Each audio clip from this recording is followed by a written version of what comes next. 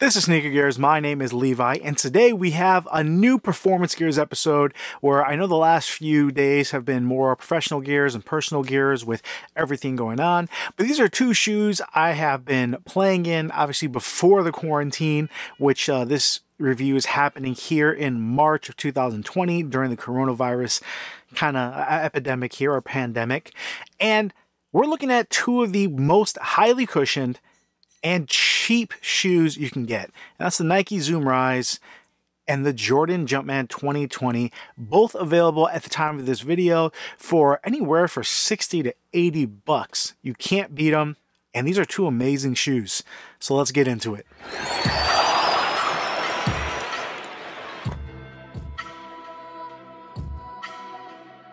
All right, so neither one of these is a signature shoe, but both models are super high cushioned, really solid shoes, and actually, I can recommend either one of these over the LeBron 17.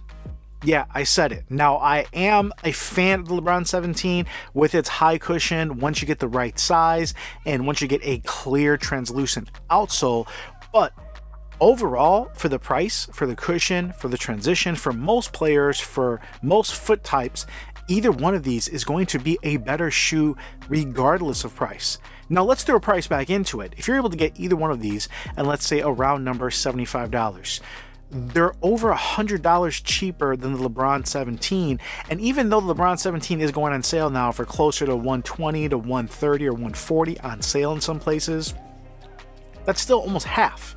So guys, you're getting a really good deal between these two, but there's one distinct feature that sets these two apart. We'll get into that, but as always, let's start with fit. All right, so both of these, I went with my size 13. Now, if you follow the channel, I am a 12 wide. A perfect size would be, say, a 12 and a half. But I went 13 with both of these simply because 12 and a half is kind of hard to find. Believe it or not. Half sizes, once you get over 12, are a little more difficult. So going to the 13, either one of these gives me a little bit of space, which is okay. It's not something where they're huge, but I think a 12 and a half would have fit just perfect. Now, I think the Jumpman 2020 is going to be the better fit for most people. It has a nice mesh upper, has a traditional tongue that just laces, again, more traditionally. So this is going to fit pretty much any foot type. I would say go true to size. I did try these on in a 12, and I was able to get my foot in it, but it was okay. It was still a little cramped, so I wouldn't say go up half a size unless you're a wide footer.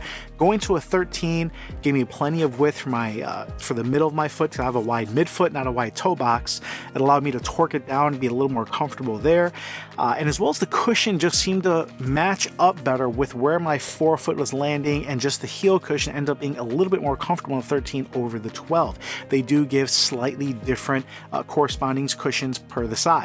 So I'm happy I went with the 13, but I could have done a 12 and a half. Now a 13 in the Zoom Rise was absolutely needed.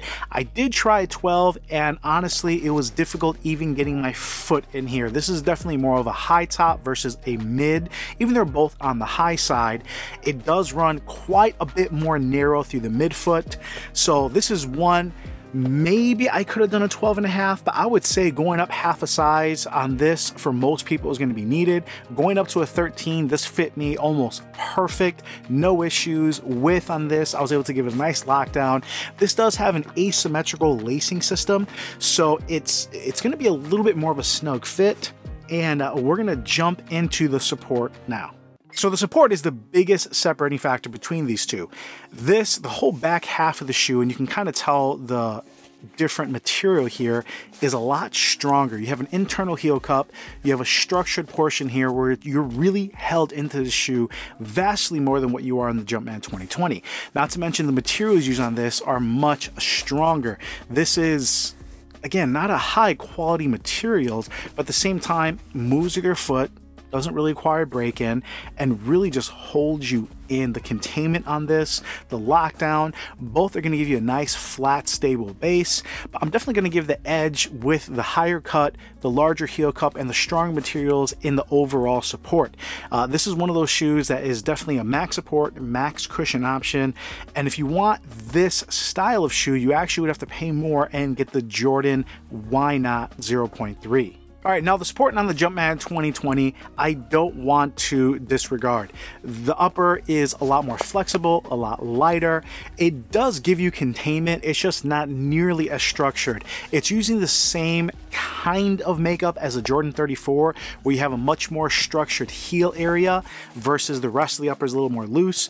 But unlike the Jordan 34, the heel area, and let's see if you guys can get a view here, doesn't just cut down right here, where the Jordan 34 is very minimal. It actually comes up all the way and then drops down right here. So you have a little more security than what you would have on your Jordan 34.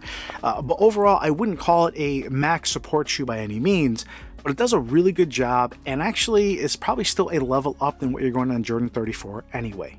All right, the cushion. That's why you guys are here. Massive zoom pads on the forefoot. These things are huge, guys. Overall, the Zoom Rize does have a bigger zoom bag.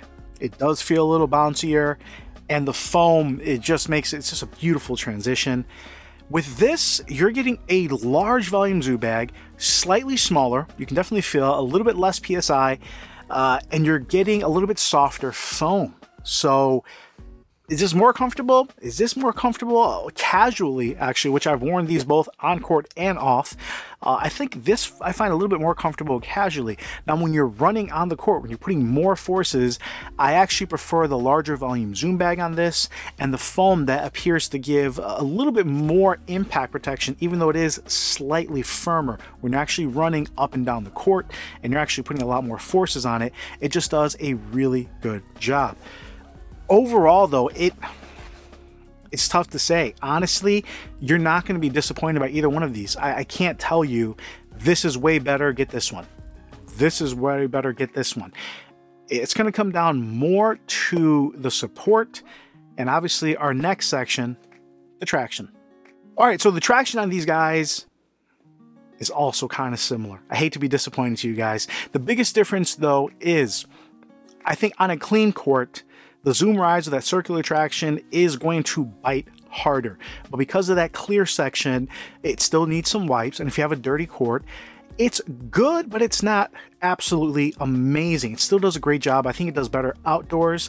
It's way better than the Alpha Dunk, and it's probably on par with the LeBron 17, even though that might have better traction as long as you get the translucent outsole. The Jordan Jumpman 2020 uses a herringbone traction.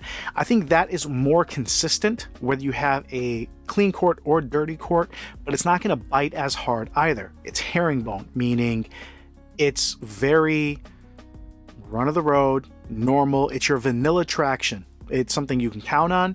You're going to have to wipe every now and then. It's not great, but it's not bad either. You're not getting a lot of bite out of it.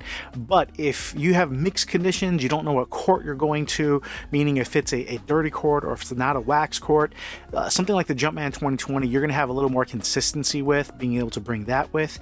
Then the Zoom Rize, where if you have a really dirty court, that may struggle a little bit, but obviously both of them you're going to have to wipe. So I would maybe give the edge a little bit to the Zoom Rize, but not by much over the Jordan Jumpman 2020. Both tractions are good, and again, for the price, I think you're getting a great traction setup that you can use indoor, outdoor. Neither one of them is meant for outdoor, though, guys. They're not particularly deep or firm rubber, but at the same time, if you're able to get these on a budget, you wear them outside. Once they wear out, you didn't spend an arm and a leg. It's not a $200 shoe that all of a sudden you can't wear in 2 months because they've worn down.